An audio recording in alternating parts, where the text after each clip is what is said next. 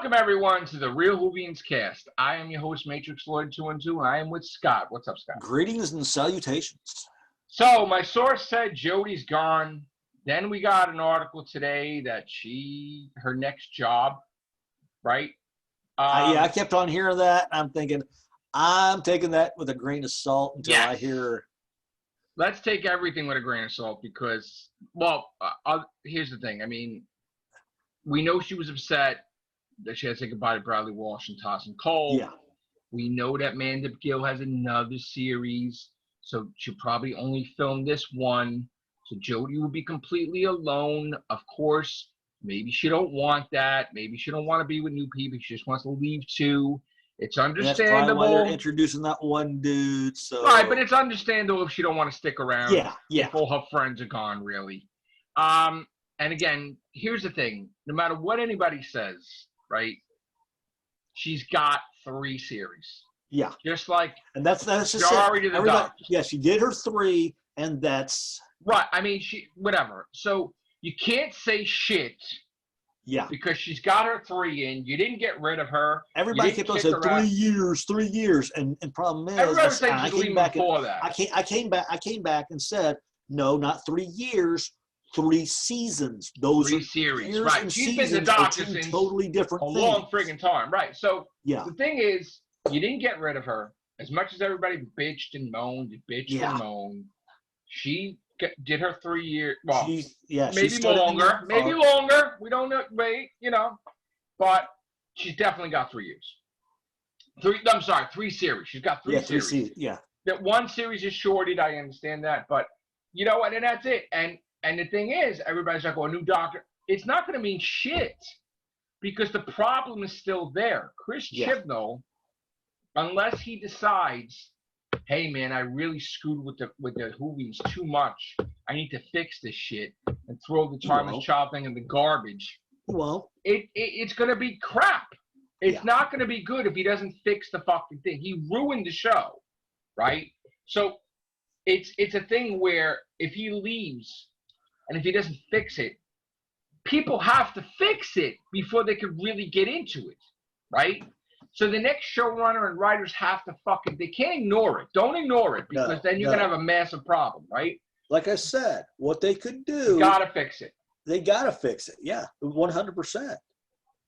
Unless that's part of the Morbius Doctors don't exist. The Timeless Child shit don't exist. The Timeless Child is an alternate reality where in that reality she went to Gallifrey. In that reality she went to Gallifrey and then she got regenerations. An alternate reality. Gallifrey 2.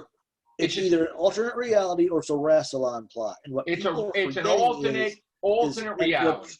What she and the viewers are should be doing is look at the source who's telling her that she's not the genuine doctor. Here's the thing where there's a paradox. There's a paradox because they established that the Time Lords got their regeneration energy from the time vortex, right? They said that River Song, because there was a baby born in the TARDIS and was in time vortex, she got regenerations, right? They didn't say about limits. They didn't say about shit, whatever. Yeah. So they established that. So in that reality, before they got time travel, that one shows up from a gallery from another universe, and they just it's like creating your own existence. Like in other words, that kid is a Time Lord from a Gallifrey from another universe. That's it. If you start, because here's the thing now, the way it is now, she doesn't want to be called a Time Lord. She throws her legacy in the garbage. She's like, I'm not even born. You got the negativity already, which is like, I'm not born in Gallifrey. I'm not a Time Lord. I'm not even from this universe. So now you're going to have a fucking problem because now it's going to be thinking, well, why should I help these fucking people? This is not my universe. I want to go back to my universe, right? Right? So you're going to have a fucking issue, right? Because the Doctor has a stupid shit in her head, right? No. You shit on the legacy. Because she doesn't even want to be called the Time Lord now. She don't even want to say she's from Gallifrey. She don't even have that thing like how great it is to be a Time Lord. Now it's Time Lords are shit. This is the way it's been established now because of Chibnall and the Master. You got to get rid of that because you ruin the fucking show. You got to set it up to whether it's an alternate reality or it's a Rassilon plot. Right.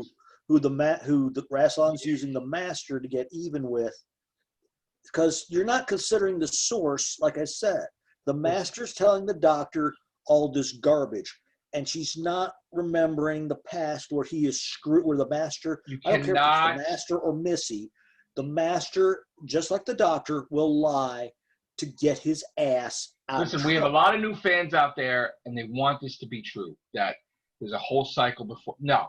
I don't care about that, okay? And I'm not to be against. Think about it. If what they're forgetting is if this was true, then why didn't they show one single pre-Doctor? Another thing. Another thing. The pre-incarnations were of the original. Right, and the universe didn't even know who the fucking Doctor was. The Daleks didn't know who the first Doctor was because he wasn't fucking around to do shit. Yeah. So how can you say there's like 15 fucking Doctors before that running around the universe saving it when nobody knew who the fucking Doctor was? Yeah. Okay? That's called the fucking plot hole. Okay? First Doctor started it and then built himself up each regeneration, fucking with the villain, stopping him to where by the time you got to the 11th, they fucking got scared shitless whenever he got involved, right? They fucking feared him, right? And he fucking did punishments and shit. So the Doctor has built himself up for thousands of years as a Doctor. There is no cycle before. You ruin the whole. Listen, there's one thing. Whenever you have a character, okay, you can never screw with the origin, okay? Because when you start screwing with the origin, you fuck everything up, right? You start doing this with Doctor Who, it becomes shit, okay? The whole build-up of how the Time Lord Society is so superior, they're great, but then there's some asshole Time Lords, right? Now you have the fucking main character doesn't fucking acknowledge her fucking origin because of something her villain told her, right? This is bullshit now.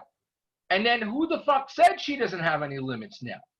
Why would you just believe that you're fucking immortal now, right? Yeah. Why would you believe this lie? Consider the source. And somebody needs to go in and someone needs to go in, Jethro Gibbs, the back of her head to make her understand that you're not considering the source of your. So what do you call her then? If you start doing that, you will start realizing. Right, but what do you fucking call her? Because you can't call her a Time Lord. She don't want to be called a Time Lord. So now what the fuck do you call her? Right? You can't call her Gallifreyan because she's not fucking Gallifreyan, she thinks. You can't call her a Time Lord because she's not. Who are you going to call her? What could you call her, Scott? She doesn't want to be called a Time Lord. She doesn't want to be called Gallifreyan. What the fuck are you then? Tough shit. You're a Time Lord. What are you? What? And that's another thing, too. You made the Time Lords look like it. You made the Time Lords look so much like shit that why would you buy a Time Lord action figure if they abuse kids? Like that, this is like fucking stupid now. Now you fucked up your whole marketing and merchandising, and even Big Finish. Fans will look at this like, oh, Time Lords is like, I don't want to get anything to do with Time Lords. I don't want to get no box set. I don't want to get no this. I don't care about Gallifrey. Gallifrey people are assholes. You fucked up the whole thing. You gotta fix it. Chibnall doesn't know. First of all, Chibnall didn't even know how to write for Doctor Who in the first place. Even Russell T. Davies, right? They said, Russell, could you write for Doctor Who now? He said, no. I don't know what the fuck's happening because it's so fucked up. Yeah. He couldn't just listen. The guy who could do fucking 3, 4, 5 series at the same time can't even go back into the show now because he just wants to or doesn't want to. He don't know what the fuck is happening. It's so fucked up that he can't just go in and fix it. Even if he wanted that's to. The problem. The more you try to fix it, the more you'll fuck it up. Yeah. Right. So he's like, fuck it. Hey, maybe I consider fuck. Maybe after Chibnall leaves, I might come in and do something. I don't know. Listen, I was thinking about it, but this shit's fucked. I don't want to have any part of this shit. Somebody screwed the pooch and. Yeah. They don't even want to have any part in fixing it because it's so fucking bad. And he said it basically, put it right out there. It's he says, I have no idea what's going on. And he is the master of bringing Doctor Who back and everything. No clue. Wouldn't even know where to start, how to fix it. Wouldn't even know. And he could figure out anything. So Chibnall really made a fucking mess. He pretty much, you can he's say, got of all to the fix. people, I mean, there have been people along the way that have pretty much killed Doctor Who, but this guy pretty much cremated the series. But another thing too, the disrespect between the Doctor and her fam, right? That her fam is so important to her, right? Her fam were like, fuck you, man, you left us. She's the reason that they left her, because they're like, we're done with you. Like, you fucking could have figured out a way to come back. Even if you were in prison for a billion years, you're a time machine, you come back 5 minutes after. You would, and even if the TARDIS brought you the wrong thing, fuck it, you go back and you fix it, right? But you didn't do that.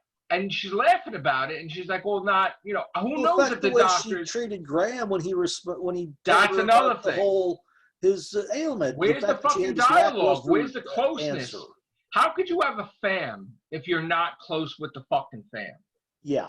How could you have a moment with Graham if you're not close with Graham? Because he told you he's worried about having cancer, and you didn't even fucking acknowledge it. Yeah. And that's still there. It's like, and I'm, you know what? Not for nothing, but fucking Ryan Sinclair became the most respectable fucking companion, because he sat down with her. He told her, you fucked up. Yep. This is what you did. We will help you, but I don't know if I'm going to travel with you. Yeah. And then when the choice was made, he says, I'm leaving. Yeah. And Graham went with him. Screw you. I'm going home. There is no fam. You fucked up bad. Your fam. You broke up your fam. And this is the way Chibnall wrote it. I think that what really hurt them was it during the first season is the fact that they never questioned her. Right. That's where they fucked up the first. Well, Tossin's Cole's character says, stop the bullshit. Tell me what's going on. Ryan Sinclair, stop the bullshit. I have a right to know. We almost died by your hands a couple times. You need to fucking tell us. And she did. But that's the thing. It's like, all this bullshit about promos, we're fam, you fucked up the fam. Chibnall wrote it where she fucked up the fam. The Doctor herself fucked and broke up the friendship. Like the stuff. She broke it up. And that's what they wrote it. I'm not even exaggerating. That's what happened. They split because of her actions. That's bad writing. Bad. Because now your legacy is you couldn't keep your family together. Just lost Scott. That's bad. You got to have characterization, and you got to explain from point A to point B, right? And of course, you did explain that the Doctor wasn't with them for 10 months or whatever, pissed them off. So you can't really have that they're alone for 10 months, because now you created a wedge, and you created something that they could not work out. And in the end, and Ryan had a discussion with her, and he told her flat out, and then at the end, it was true, he's leaving. Graham's leaving with him, and then, the whole thing with Mandip Gill's, Yaz, that's going to be another issue. Like, what is this with Yaz? Is she a romance now? Is she in love with the Doctor? She put her whole life on hold. She quit the Force. She stood in a TARDIS. She slept there 10 months. She gave up her whole life for the Doctor. It's a romance thing now. Now you've turned it into a romance obsession. And that's what it's going to be. All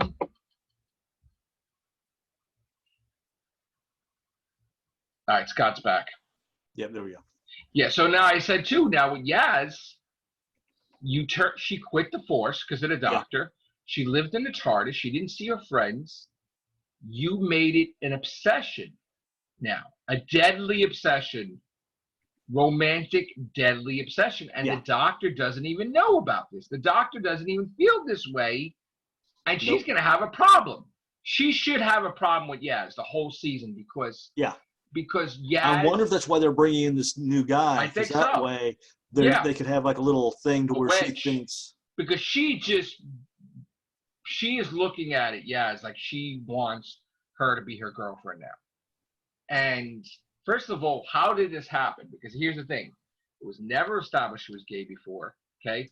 Said she liked Ryan Sinclair. She had feelings for him in school. Yeah. Where the hell did that become that she's bisexual now? Never established that in anywhere. Anywhere. Never said anything about it. Now all of a sudden, she's in love. So, all right. We're gonna get out of the cast. We're gonna get in the cast with Chris. Thank you guys. Take care. Bye for now. Bye.